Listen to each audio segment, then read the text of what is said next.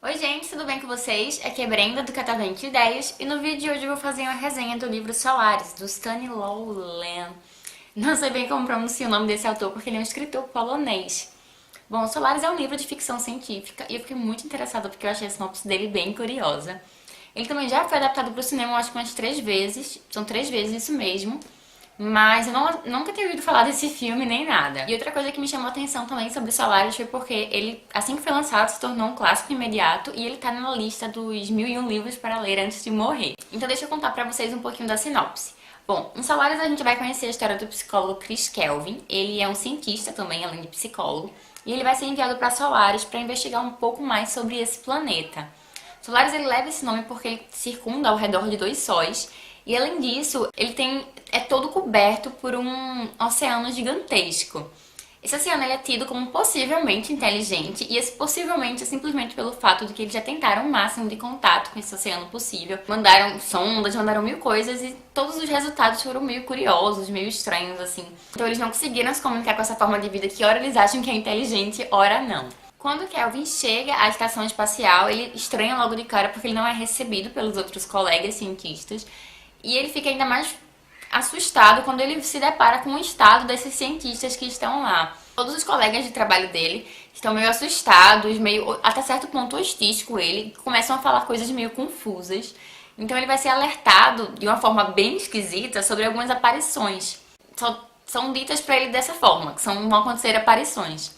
E ele não entende nada, mas logo logo ele também vai começar a ter a visita dessas aparições. Além de junto com o Kelvin irmos desvendando um pouco mais sobre o que está acontecendo em Solaris, a gente também vai descobrir um pouco sobre a história de Solaris, todas essas tentativas de comunicação com esse oceano, todo o modo operante dos humanos naquele planeta durante os primeiros 50 anos, quando Solaris foi tido como uma descoberta realmente incrível, pelo fato de ter um ser vivo morando lá, esse ser vivo gigantesco que ninguém consegue entender muito bem.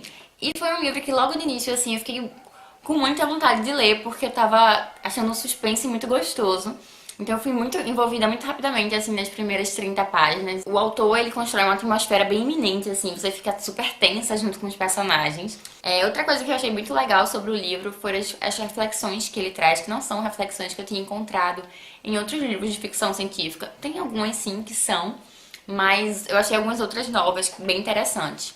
O autor tem uma visão bem pessimista sobre o ser humano e ele comenta sobre essa nossa ânsia de encontrar em outros planetas espécies que se assemelham apenas a nós mesmos, então humanoides. Até o modo como procuramos vida nos outros planetas, se vocês forem observar, não nesse livro, mas na vida, a gente sempre procura tendo como referência o que a gente conhece que é vida e o que a gente conhece que dá origem à vida.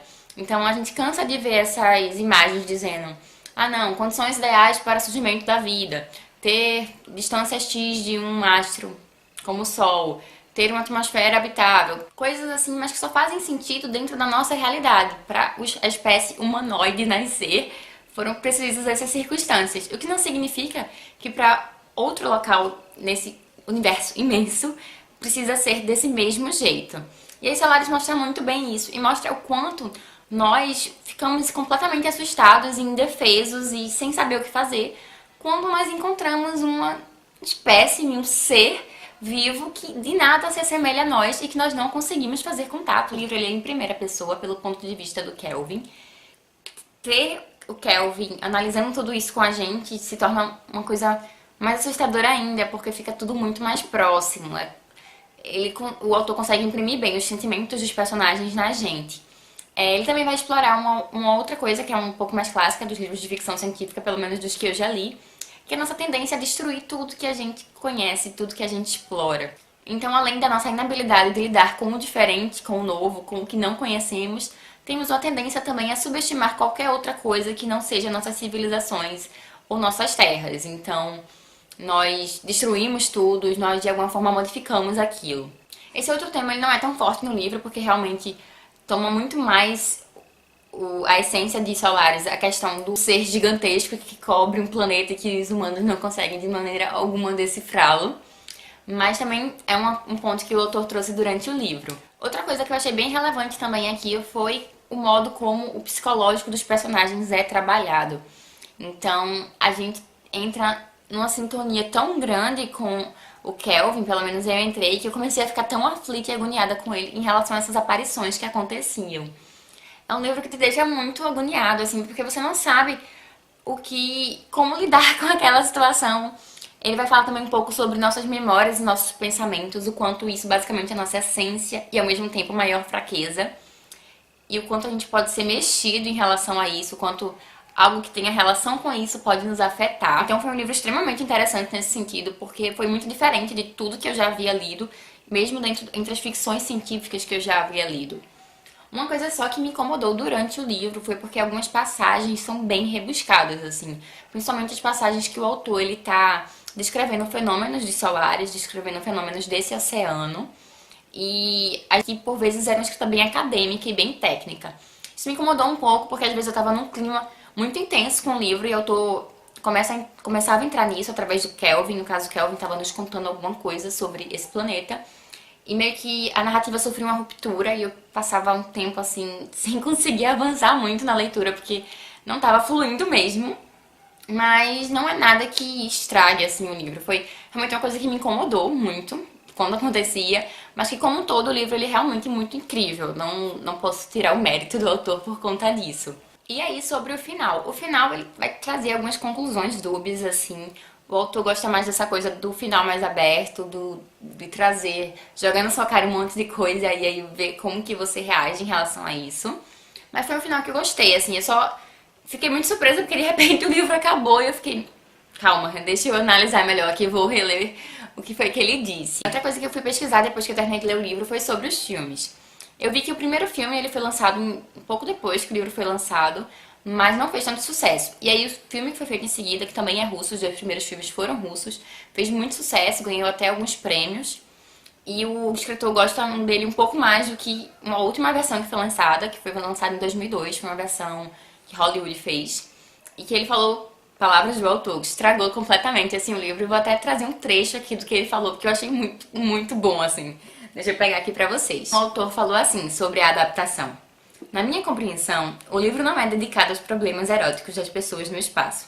Como autor de Solaris, ou me permitir ser repetitivo, eu só queria criar a visão de um encontro humano com algo que certamente existe, de uma maneira poderosa, mas que não pode ser reduzido a conceitos, ideias ou imagens humanas. É por isso que o livro foi intitulado Solaris, e não Amor no Espaço. Ele fez duras críticas ao filme, porque ele falou que ele explora muito mais os relacionamentos entre os personagens que estão ali na estação espacial do que em relação ao que ele queria que abordasse, que é o contato desses seres humanos com esse outro ser tão poderoso, que é esse oceano. Então foi isso, gente. Solaris foi um livro que me agradou bastante. Realmente gostei muito dessa leitura. As reflexões que ele me causou foram bem grandes. E vou mostrar agora pra vocês um pouquinho da edição, que tá muito linda. Ele foi publicado pela editora Aleph. Eu não sei se eu comentei, mas ele foi traduzido direto do polonês. Então eu achei isso bem legal. E ele tem essa estrutura aqui. Achei super lindo. Tá, tipo, muito bonito mesmo. Vai apresentar também aqui os capítulos. E a folha tá bem gostosa de ler. Eu gostei muito, muito, muito do livro como um todo, no sentido do livro objeto também. Caso vocês já tenham lido Solaris, não deixem de me falar aqui embaixo. Caso você tenha interesse em comprar esse livro, eu vou deixar o link pra compra aqui. Comprando por esse link, você ajuda com o crescimento do canal. E eu queria ouvir os comentários de vocês, se vocês já assistiram o filme, o que vocês acharam da leitura, se leram e se ficaram com vontade de ler. Oi, gente, acabei voltando aqui porque eu esqueci de mencionar uma coisinha durante o vídeo, mas que é o principal ponto que torna Solaris um livro tão incrível. Uma das coisas que mais me chamou a atenção em Solaris foi o fato dele conseguir escancarar nossas fraquezas e limitações em relação à grandeza do universo. Então ele mostra que a verdade é que a gente se sente tão poderoso e tão o centro do universo, no sentido que somos os grandes exploradores que tentamos fazer contato com todas as civilizações que possivelmente estão lá fora. Quando esse controle é tirado de nós, quando algo finalmente nos mostra o quão pequenos somos em relação a esse universo tão gigante, a gente acaba se sentindo nu e é obrigado a refletir sobre uma das perguntas mais intimidadoras de todas para a sociedade humana, para nós seres humanos, que é qual seria então o lugar do universo em que a humanidade se encontra. Essa é uma reflexão que fica bem forte assim durante o livro e que tem uma passagem aqui lá na página 117, começa na página 116 na verdade, que conversa bastante com isso que eu acabei de falar pra vocês. A passagem começa assim: Somos humanitários e nobres, não queremos subjugar outras raças, queremos apenas transmitir a eles nossos valores e, em troca, assumir seu patrimônio. Nós nos consideramos os cavaleiros do santo contato. Essa é uma segunda mentira. Não buscamos nada além de pessoas, não precisamos de nenhum outro mundo, precisamos de espelhos. Não sabemos o que fazer com outros mundos. Para nós basta este mundo e ele ainda nos deixa boquiabertos. Queremos encontrar a nossa própria imagem idealizada. Deve haver corpos celestes com civilizações mais aperfeiçoadas do que a nossa. Em outros, esperamos novamente encontrar o reflexo de nosso primitivo passado. Entretanto, do outro lado, existe algo que não aceitamos e do qual nos defendemos, pois afinal, nós não trouxemos da Terra apenas um destilado de virtudes, uma estátua heróica do ser humano. Viemos para cá tais como somos de verdade. E, quando o outro lado nos mostra essa verdade, essa parte que dissimulamos, não podemos nos conformar com isso. Então foi isso, só queria compartilhar mais esse último trechinho com vocês que eu achei extremamente relevante e eu não queria que essa resenha finalizasse sem isso. Espero que vocês tenham gostado desse vídeo. Caso vocês tenham gostado, não deixem de dar um curtir para ajudar na divulgação. E a gente se vê no próximo vídeo. Um beijo e até mais!